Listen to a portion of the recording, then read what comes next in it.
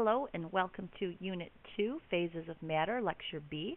Today we are going to start by talking about gases.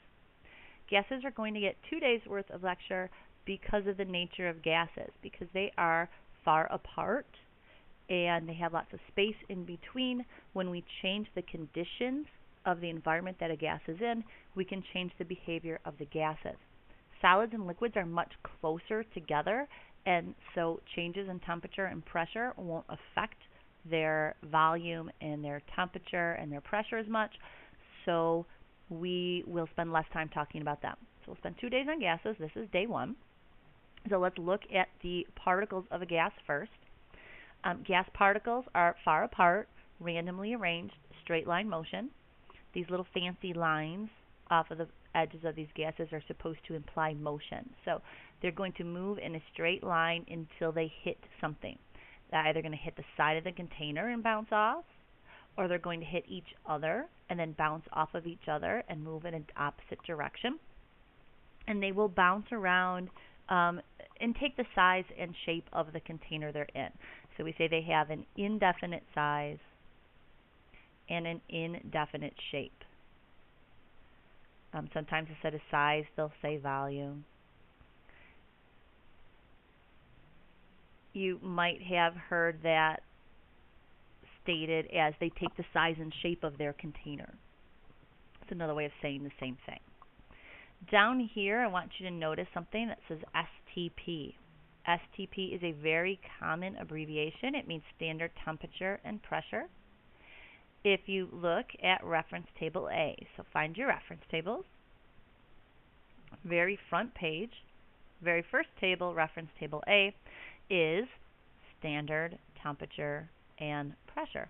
So here are your values for STP. Usually when we do lab work at a room temperature, and a lot of times they say room temperature is about 298 Ks. That's warmer than our lab room, but much warmer than standard temperature. Take a look at standard temperature. Standard temperature is at 0 degrees Celsius, or 273 Kelvin. Standard pressure is just room pressure. That should be pressure at sea level if there's no big weather system running through. That's usually okay for lab. Our lab work is usually done in a temperature warmer than what standard pressure is, or standard temperature is for gases. So our data doesn't always work out the same. There's going to be a lot of reasons why our lab work with gases doesn't work out ideally. And so we're going to start by talking about what an ideal gas is and why real gases don't act like ideal gases. So this kinetic theory, or the ideal gas model, says that the perfect gas would behave like this. So it says that they're in constant random straight line motion, that all of the energy transferred between colliding particles is perfect. That means the collisions are elastic. That's a fancy way for saying if they hit with 100 newtons of force, when they bounce off, they still have 100 newtons of force. That would mean no friction, no heat. Ideal gases would also have no volume. So that means they wouldn't take up any space. Now, we already said matter is anything that has mass and takes up space, and that gases are matter. So this would mean that gases would not be matter. Negligible, so small that it doesn't make a difference. But if you take a balloon and you fill it up with helium, and helium is a pretty small gas, it will fill up the space inside of the balloon and push the balloon out. So we know that gases really do have volume. And the last key part is that gas particles have no attraction for each other. So if we put two gas particles together, they're not going to stick together.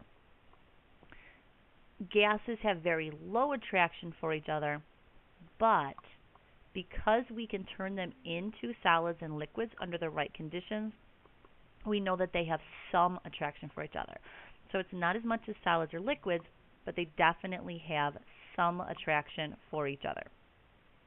So an ideal gas: perfect straight line motion, perfect transfer of energy, negligible volume, no attraction for each other. Okay, now real gases. Real gases will not fit this assumption. Some behave better than others, but not all of them. So real gases don't fit because real gases are attracted, have some attraction for each other and their environment. And this means when they're moving, something might attract them even just a little bit, and that means that their paths are not always straight. Their paths will sometimes curve towards what they're attracted to, so they don't meet the first one. There is this thing called friction, which tends to produce heat, and so when the gas particles collide with each other, some of their energy is lost as heat to friction. It gets transferred to the container that they're in. We know that they have some volume because we can fill up a balloon with them. And you can only put so much gas into a container or cylinder. If you try to put too much gas in, most of you know that the container is going to explode, so you have to be careful of that.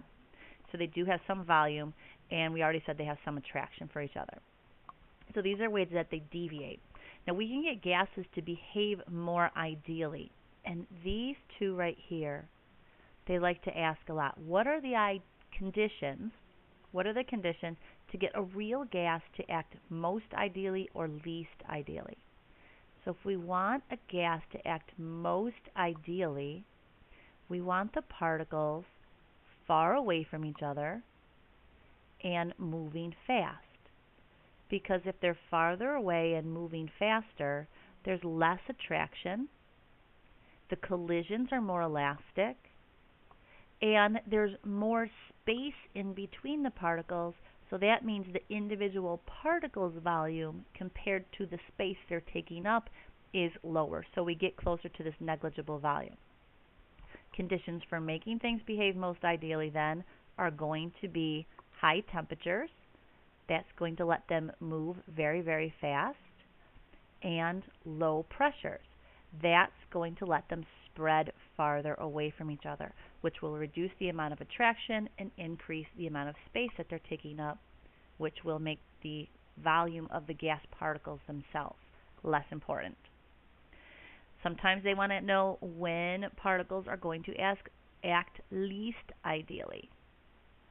So if those are the conditions for most ideal, for least ideal, we want the opposite. We want them close together, and we want them moving slower.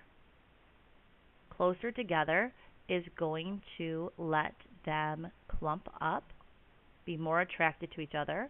If they're moving slower, they're going to compress down. They'll be attracted to each other. They'll bump into each other more, and the gas particles themselves will start to account for more of the volume that the gas is taking up.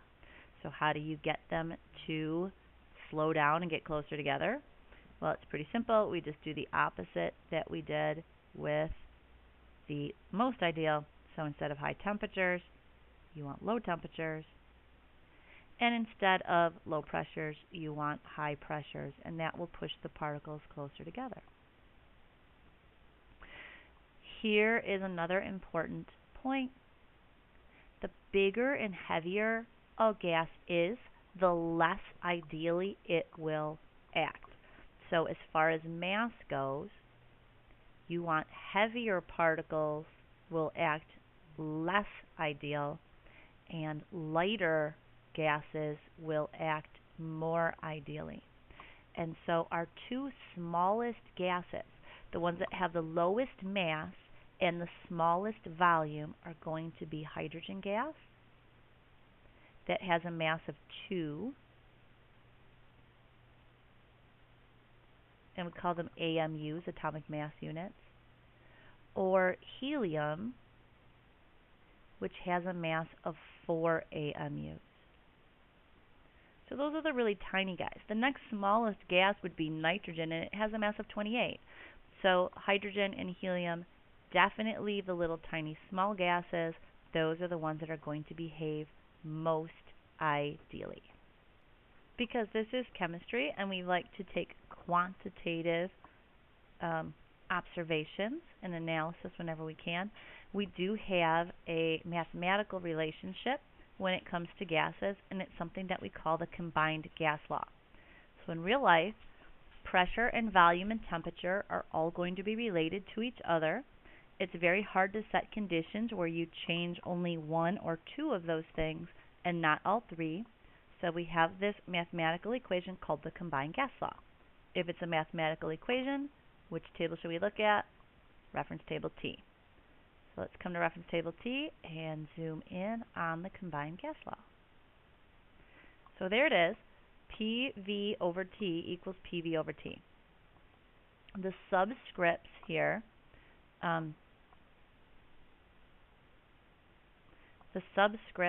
sometimes throw people off. These ones and twos, two little subscripts, ones and twos, those are just referring to your samples. So think of the ones as meaning the original sample, and the twos as being the ending sample. And it doesn't really matter which side they go on as long as you group all of the conditions for what the gas was at one point in time together on one side of the equation, and all of the conditions that the gas was at another point in time on the other side. What I really like about the combined gas law in this equation is that we can use it for all of our chemistry work when it comes to the gas laws and the calculations, because sometimes they're going to artificially make one of the conditions stay constant. So they'll say it's at constant pressure. And what you can just do is ignore whatever remains constant. So if they tell you the pressure is constant, you're going to take that combined gas law and ignore the pressure. So you're just going to take pressure out and have V1 over T1 equals V2 over T2. If they tell you the temperature stays constant, then you're just going to ignore temperature, and you have P1 V1 equals P2 V2. And then, of course, last but not least, if the volume stays constant, so you have some kind of rigid container and the volume can't change at all, you have P1 over T1 equals P2 over T2. So you can just ignore what stays constant. If all three things change, you use the equation exactly the way it is. One of the mathematical things that I want you to look at right now, though, is look at how these equations work out. If the volume staying constant and we have pressure and temperature, what type of relationship is that? Well, if I have 10 over 10, which equals 1, and I change the temperature to 100, what would the pressure have to be? Well, the pressure would also have to go to 100 so that it stayed 1. So if I increase one variable, I must increase the other. Because of the way that this equation is set up, I know that this is a direct relationship, which means volume and temperature must also have a direct relationship. If I increase one, I increase the other. Down here where we have the equation with pressure and volume, if I were to change one, so if I had, say, 10 times 10, and I increase 1 to 100, the other one is going to have to be what? Well, 100 equals 100x. This one's going to have to go to 1 in order for this to stay balanced, which means when I increased one, I had to decrease the other. That means that pressure and volume have an inverse relationship. Okay, back to your notes. There's an example using the combined gas law, and we just need to zoom back out so we can see it. When you see a question, again, I want you to look for the key parts. A 50 milliliter sample of a gas is at 500 K and has a pressure of 60 atmosphere. So we're starting with 50 milliliters, which milliliters means volume. It's at 500 K, and K is a temperature, and the pressure is 60 atmospheres. If the temperature is changed to 250 Ks and the pressure is changed to 20 atmosphere, what is the new volume? So when we end, it says we have 250 Ks, K is temperature, 20 atmospheres, atmosphere is pressure, and they want to know what the new volume is. So we just plug those into our equations. PV over T equals PV over T. So we're going to have a pressure of 60 and a volume of 50 over a temperature of 500, and that's going to be equal to a pressure of 20 times, I don't know what the new volume is, over a temperature of 250. And one of the things I want to point out to you right now is these temperatures must be in Kelvin.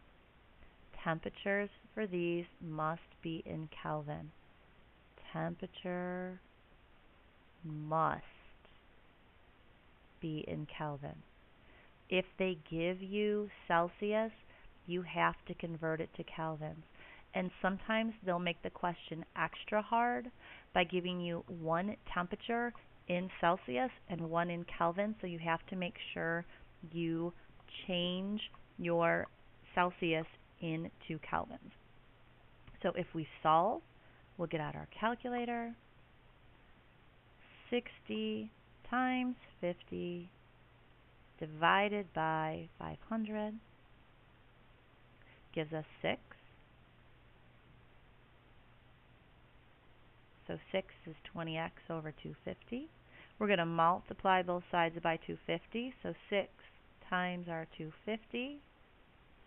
And we have 1500 equals 20x.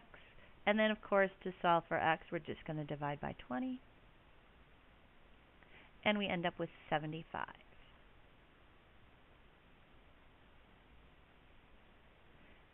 And our units then for the volume will be the same units that we started with. So if they start with liters, you're going to end with liters. They're starting with milliliters, so it will be 75 milliliters.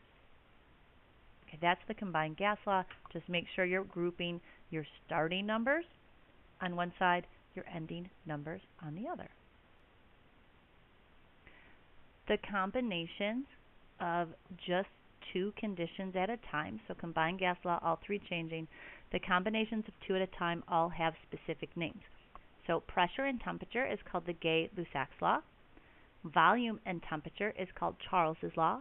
And pressure and volume is called Boyle's law. And I'm going to show you a few quick videos of examples of those three. So Boyle's law, pressure and volume. Remember, it has an inverse relationship.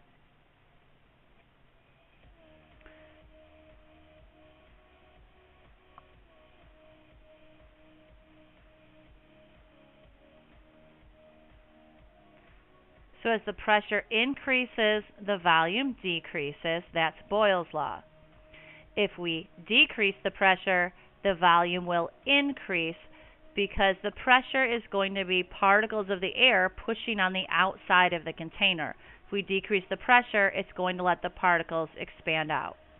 So they have a big glass jar called a bell jar, and they have a balloon inside and a vacuum pump. As the pump pulls the air particles out of the jar, there's less air particles pushing on the outside of the balloon, and the balloon can expand because the gas inside of the balloon will increase in volume. When they release the valve and let the pressure inside the bell jar increase again, the opposite will happen and the balloon will shrivel back up. So it's kind of cool with the balloon, but what's even cooler is using something like a marshmallow. So marshmallow is sugar, and it's kind of stretchy, it's elastic, and it has lots of little air spaces inside. So these students wanted to see what happened if they put marshmallows in a vacuum. So we have a big container of mini marshmallows inside of the bell jar this time, and they're removing the air particles, which is decreasing the pressure inside of the bell jar. As the pressure on the outside of the marshmallows decreases, the air inside the marshmallows expands, its volume increases, and it stretches the marshmallow out. So we have the stretching marshmallow to be able to show the increase in volume.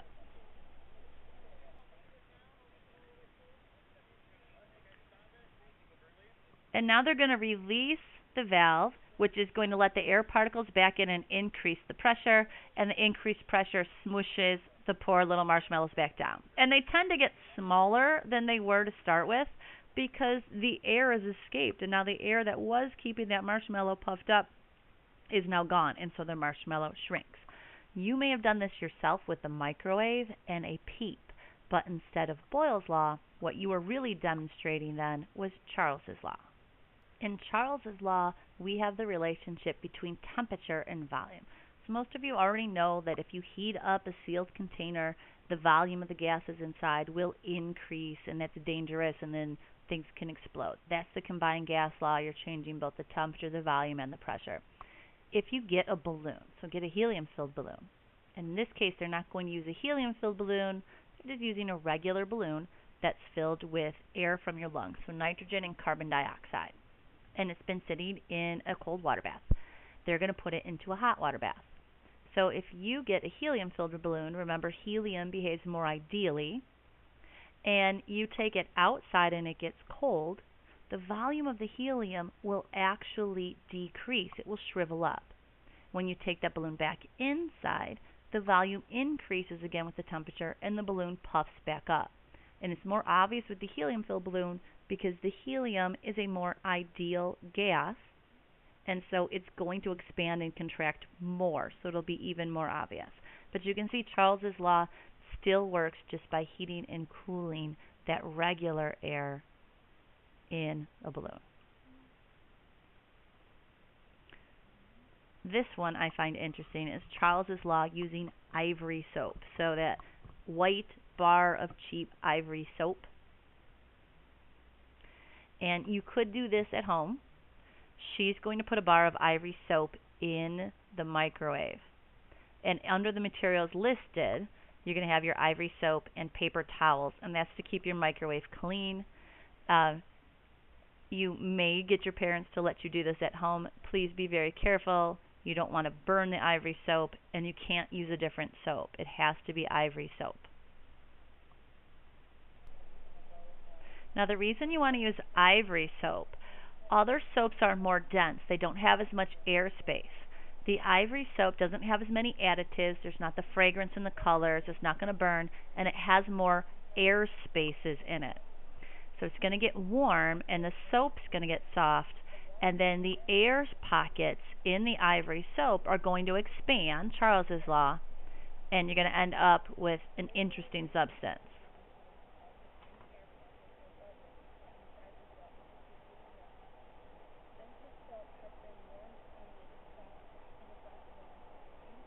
So the soft soap is expanding out as the air pockets inside increase due to Charles's law from the increased temperature of the material in the microwave.